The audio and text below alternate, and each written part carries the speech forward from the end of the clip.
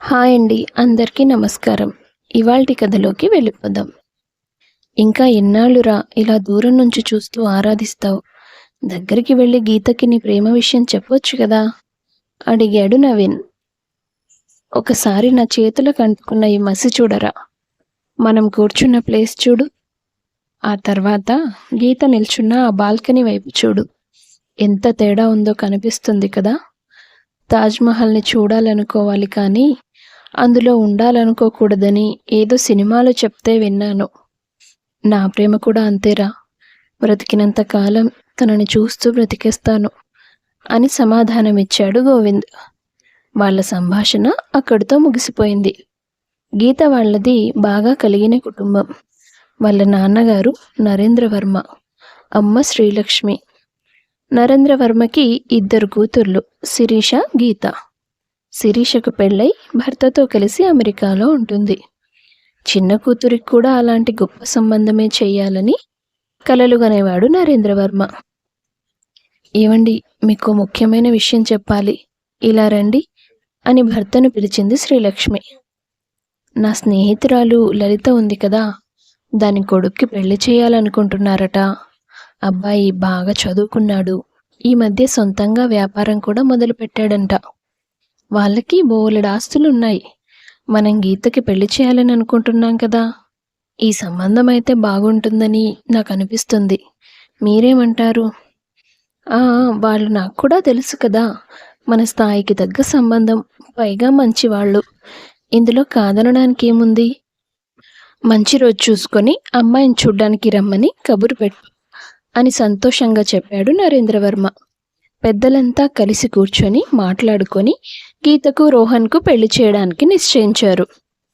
తన ఇంట్లో జరిగే ఆఖరి పెళ్ళని నరేంద్రవర్మ ఎంతో వైభవంగా పెళ్ళేర్పాట్లు చేస్తాడు. హల్దీ, మెహందీ, సంగీత్ లాంటి కార్యక్రమాల్ని కూడా ఎంతో ఘనంగా జరిపించాడు. తన అదృష్టానికి గీత కూడా చాలా మురిసిపోయింది. తమ పరివారంతో పెళ్లి కొడుకు వాళ్ళు మండపానికి బయలుదేరాక అనుకోకుండా రోహన్ వాళ్ళ నానమ్మకి గుండెపోటు వస్తుంది.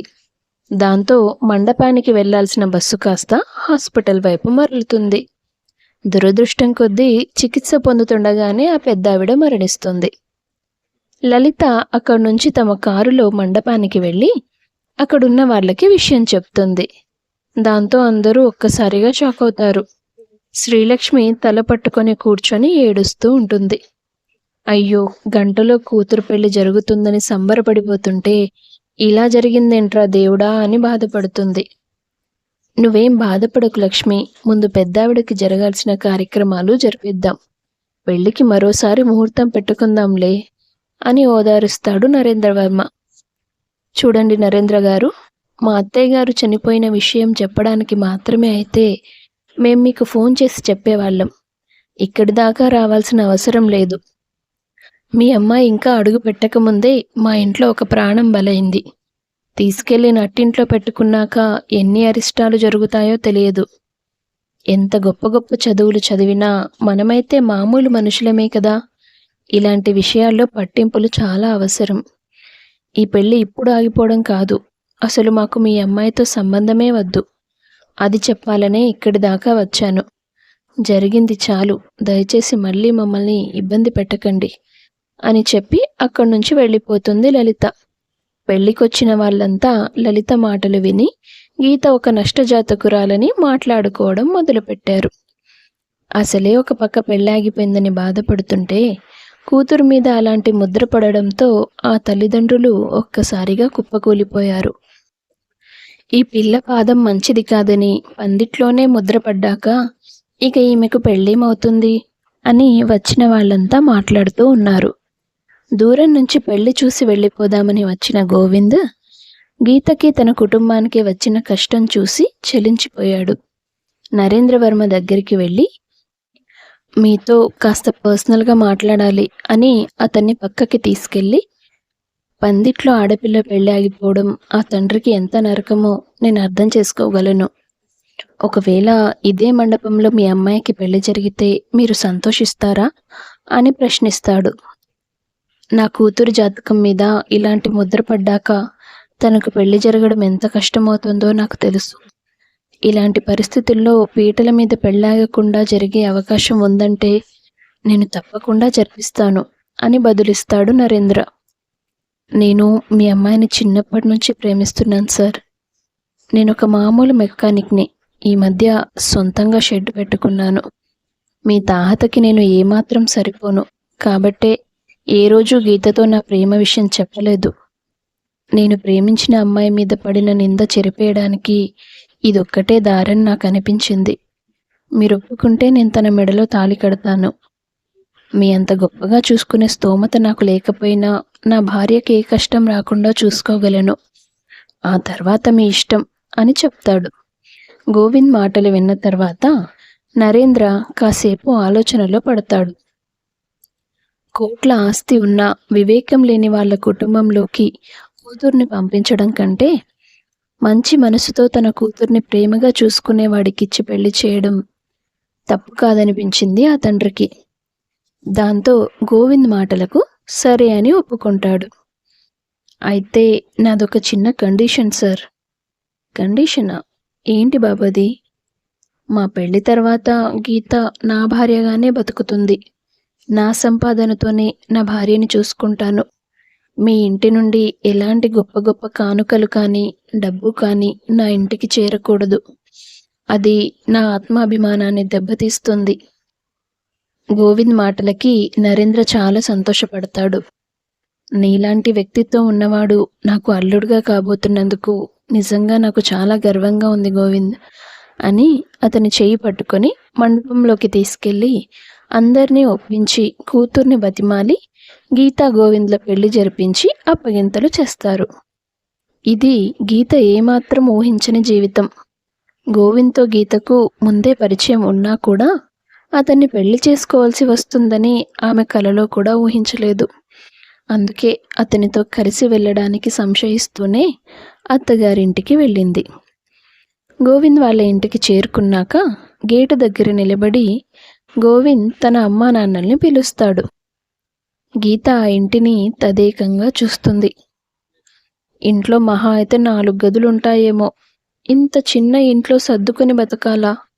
ఎందుకు దేవుడా నా తలరాత ఇలా రాశావు అనుకుంది మనసులో. ఏంటి గోవిందు ఇది? ఈ పూలదండలేంటి? ఈ అమ్మాయి ఎవరు? నువ్వు మాకు చెప్పకుండా పెళ్లి చేసుకున్నావా అని ప్రశ్నించింది పార్వతమ్మ.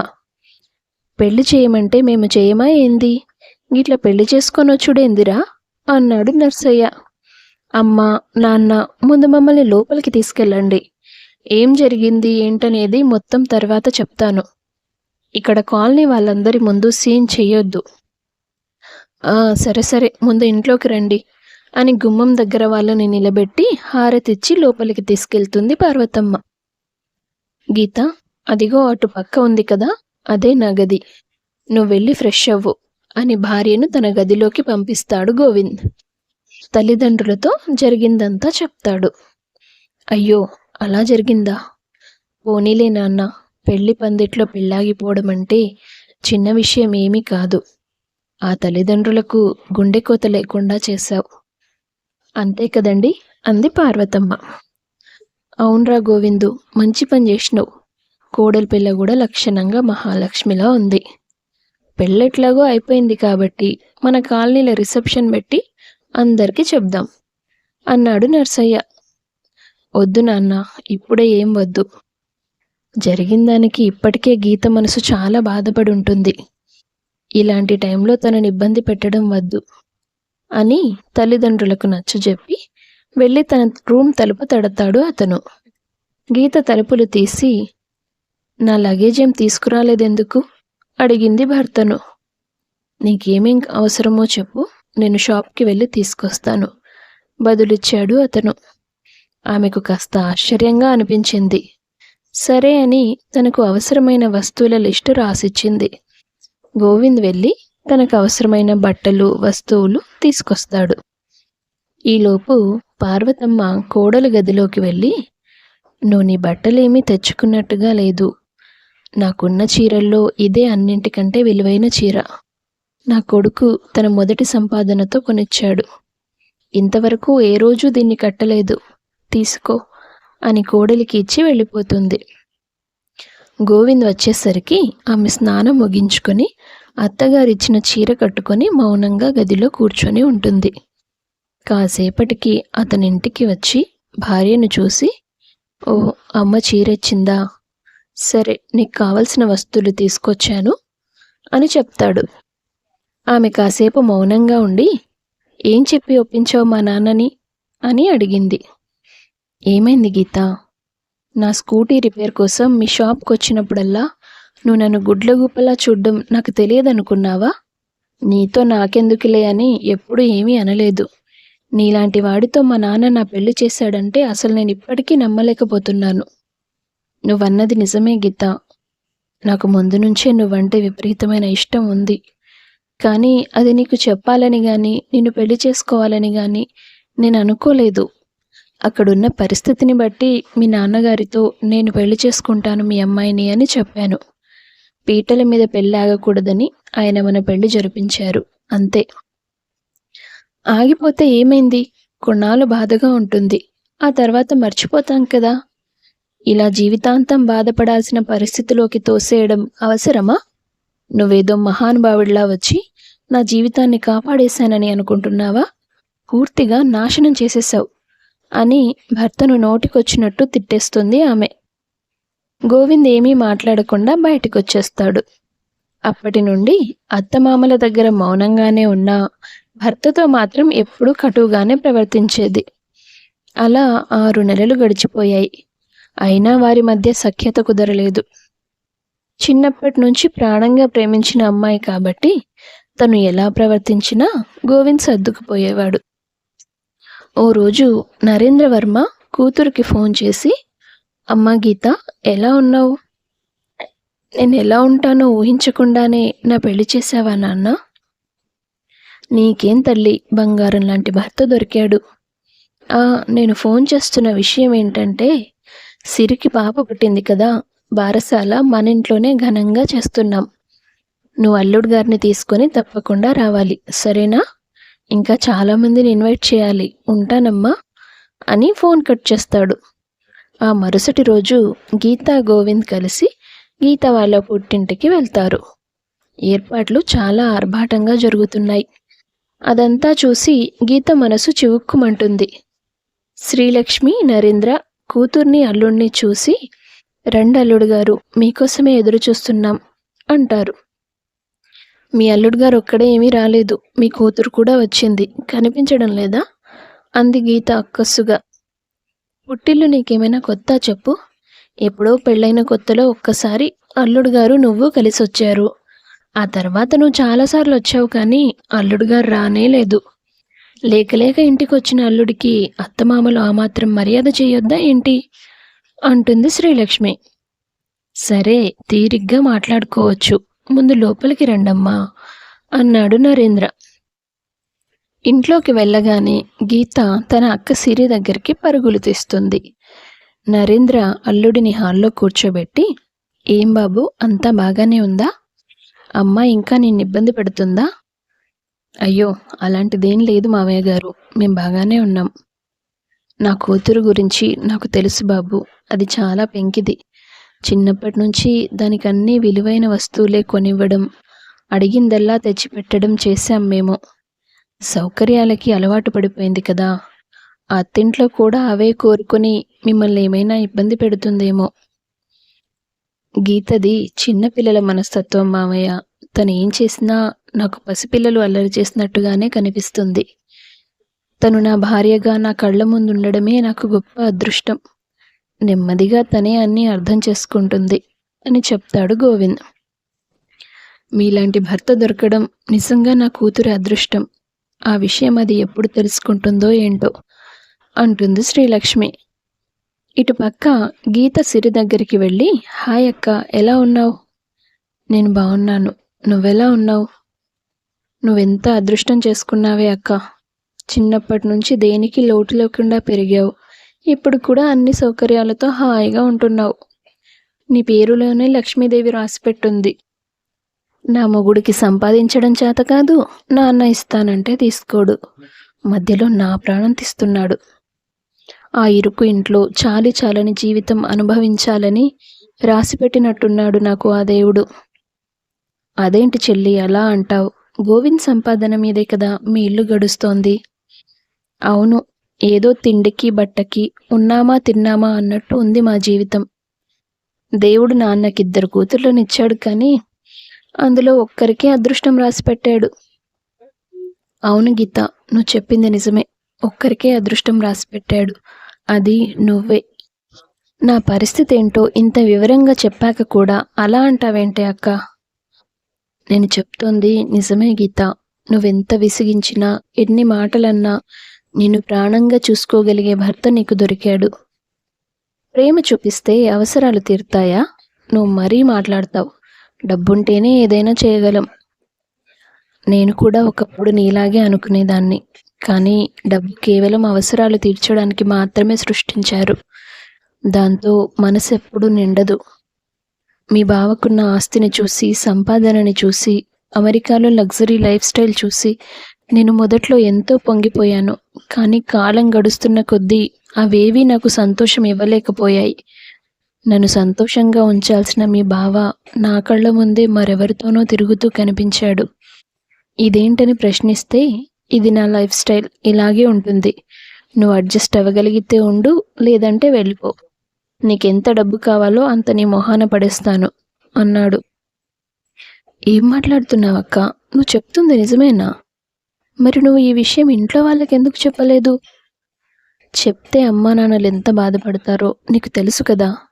పైగా ఇప్పుడు మాకిద్దరు పిల్లలు. వాళ్ళ కోసమైనా సర్దుకోవాలి. తప్పదనిపించింది. బావ ఇలాంటి వాడని నేను అనుకోలేనదక్కా. ఆయనకి నా మీద ప్రేమ లేదు. భార్యని అనే గౌరవమూ లేదు. విలువలేని చోట బ్రతకడం ఎంత కష్టంగా ఉంటుందో నీకు తెలియదు చెల్లి. తన సంపాదనతో నీ కోరికలన్నీ తీర్చలేనని గోవింద్కి తెలుసు. అయినా ఎప్పుడూ నాన్న దగ్గర చేయి చాపలేదు. అతనికి డబ్బు మీద ప్రేమ లేదు, కానీ నీ మీద విపరీతమైన ప్రేమ ఉంది.